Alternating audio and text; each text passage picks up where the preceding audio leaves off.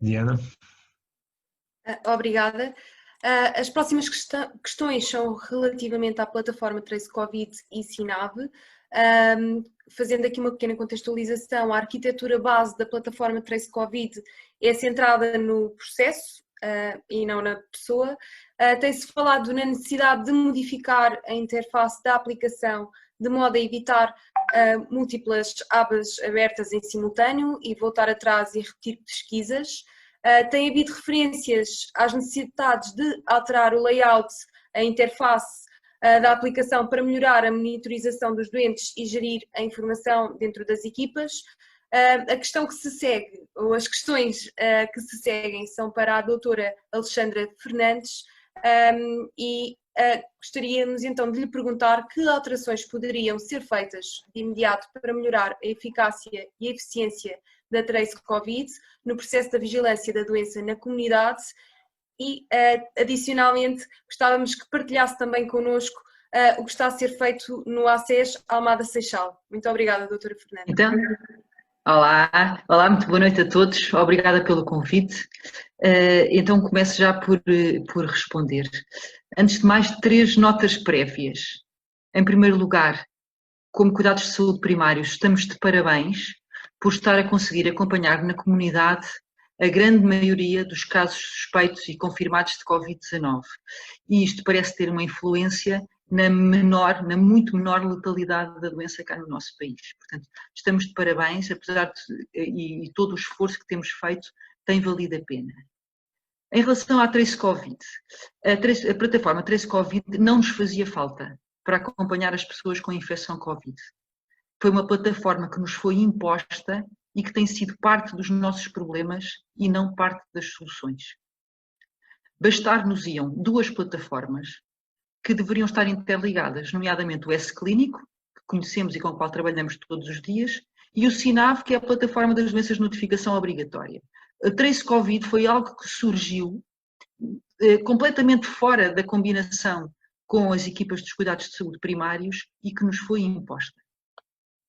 E não só a Trace Covid nos foi imposta, como a Trace Covid nos impõe, de um modo tirânico e algo infantilizante, uma norma, que é a norma 004 de 2020, que, no meu entender, está desajustada às nossas capacidades. Posto isso, tenho algumas sugestões daquilo que poderá modificar a plataforma, melhorar a plataforma Trace Covid e torná-la menos parte do problema. Em primeiro lugar, acabar com as tarefas. Nós não precisamos que nos digam o que é que temos que fazer. Sabemos ler a norma e, portanto, não precisamos que nos sejam mandadas tarefas que temos que cumprir e que terminar. Em segundo lugar, basta-nos um único separador. Um separador pessoas, no qual as vigilâncias existem também. Não temos que abrir o separador pessoas, o separador vigilâncias, o separador tarefas, que é de loucos para uma pessoa que é clínica e que tem mais que fazer do que isto.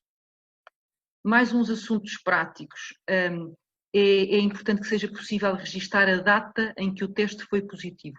Portanto, quando se diz qual é o estado do teste, é importante que se possa escrever lá a data.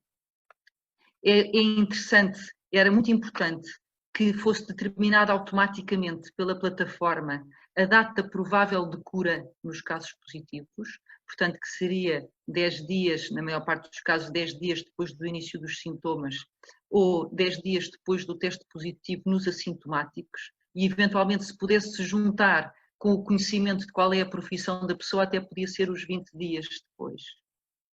Depois, era muito, muito importante que rapidamente fosse permitida a pesquisa por médicos de família e não a pesquisa por unidade.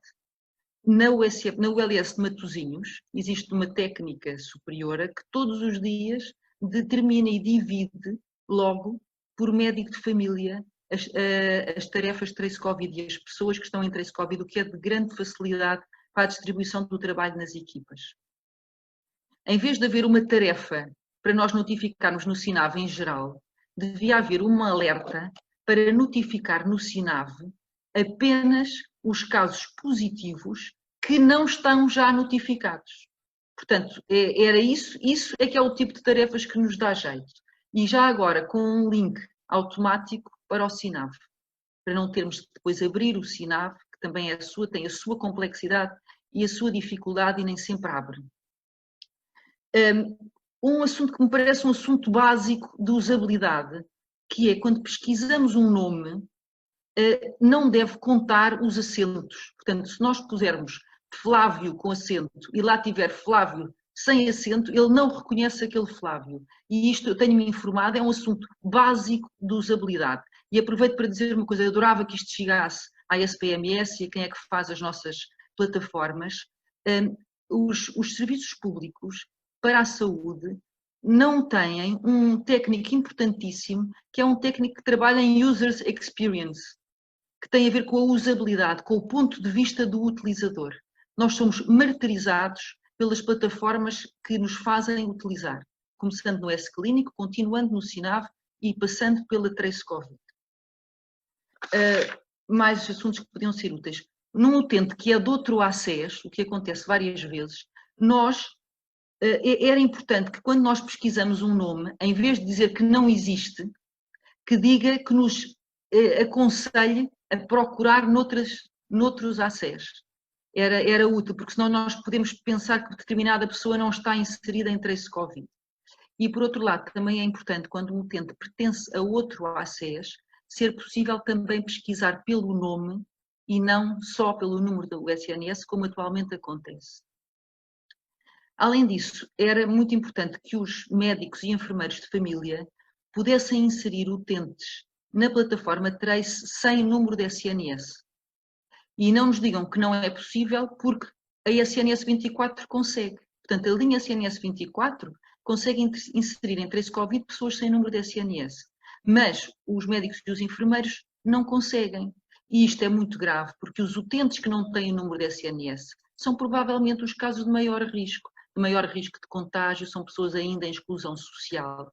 E, portanto, nós no nosso ACES colocamos-los num Excel nosso, onde estão as pessoas que não têm lugar no Trace Covid. Isto não pode acontecer, até porque já se resolveu este problema para a SNS 24.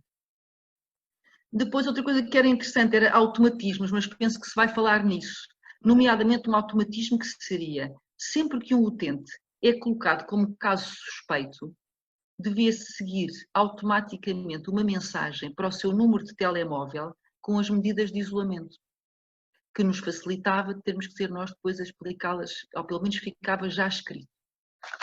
Portanto, isto são as propostas de melhoria da Trace Covid, da plataforma, sendo que para nós o ideal era que ela não existisse e que fosse melhorado o S-Clínico e melhorado o SINAV, e bem articulados entre eles.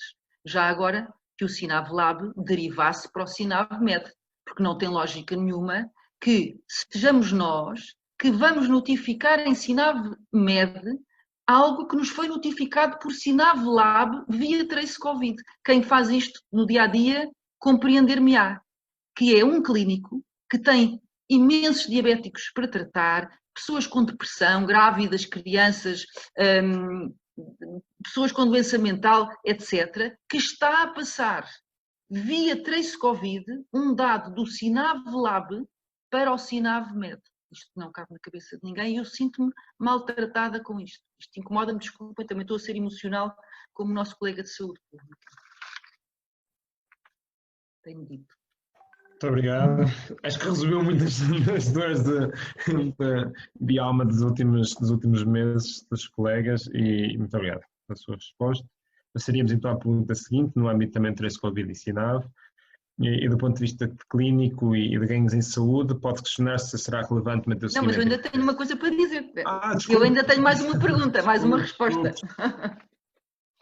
Pensei que tinham ficado as duas perguntas incluídas. Não, eu tenho mais. Isto era o que nós não gostamos e depois é o que nós fizemos em alternativa. Então, se não se importa, então partilhava connosco então o que é que foi feito então no ACES de Almada, Seixal e que pudesse ser útil para os outros também. Então, nós, no nosso ACES, quase desde o início da pandemia, percebemos que não nos fazia sentido e que não tínhamos a capacidade de contactar diariamente todos os casos suspeitos e confirmados de Covid-19.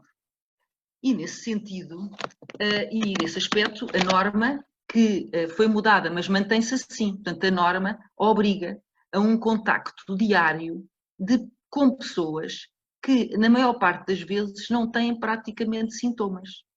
E mesmo agora esta possibilidade do self-report, o self-report também obriga a diariamente o desgraçado do clínico ler o self-report das outras pessoas. Ora, a minha unidade é uma unidade que temos 8 médicos, das quais uma está com Covid em casa e a outra está com um problema de gravidez de risco. Portanto, somos 6 clínicos e temos 100 criaturas seguidas em trace Covid.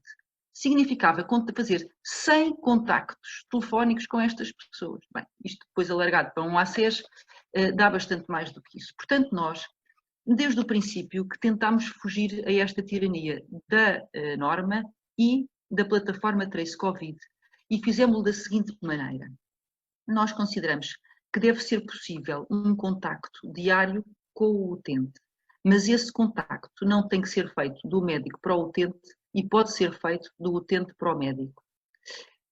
E pode ser feito só quando o utente sente que necessita dele. Portanto, o que era preciso era existir uma disponibilidade para responder a um utente quando ele precisa de uma resposta clínica.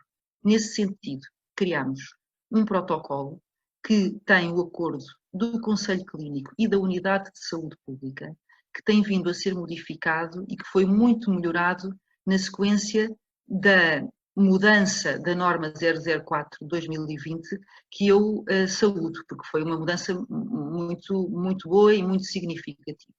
E, portanto, este protocolo, baseia-se num protocolo e num call center, o call center que é uma forma, é um número de telefone, ou 2 números de telefone, para onde é possível que as pessoas que estão a ser acompanhadas por casos suspeitos ou confirmados de Covid-19 na área do nosso ACES, para onde podem telefonar num determinado horário, todos os dias, sendo atendidos por médicos ou enfermeiros do ACES e que respondem às suas dúvidas clínicas. Isso permite que não façamos contactos diários aos utentes. Temos também um Excel